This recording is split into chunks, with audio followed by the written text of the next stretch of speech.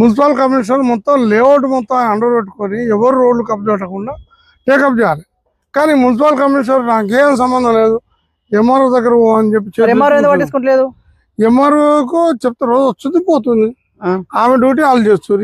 ఈడ పెడితే ఆడబెట్టి ఆడబెడితే ఈడ పెట్టి వీళ్ళందరి మీద కేసులు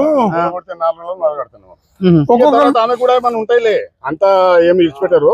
ఆమెకు పోల్సింది ఆమె పోతుంది, 2-3 సార్లు కూడా కొడుతుంది, 3వ సారి అంతా లంచాలతో నడుతున్నట్టుంది వ్యవహారం. పక్కా లంచాలి. గవర్నమెంట్ పేదలకు న్యాయం చేస్తుందని చూసినా గానీ పేదలకు న్యాయం కనిపిస్తలేదు. బాబోకోలంలో అంతా దోపిడీ వ్యవస్థ.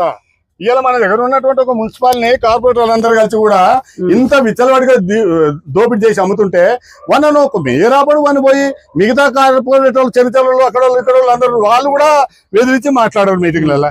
అనుకోవచ్చు కదా, వాళ్ళు అనుకోవచ్చు కానీ ఒకరిద్దరు తప్పు చేసి మేము ఎంత బల్లం అవుతున్నామా, నువ్వు ఎందుకు చేస్తున్నావు అని ఎందుకు అడగారు వాళ్ళు? ఎవరికి దమ్ములు లేవు.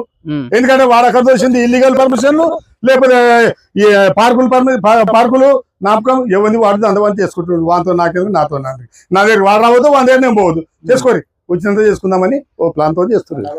ఇంత దోపిడీ లేదు.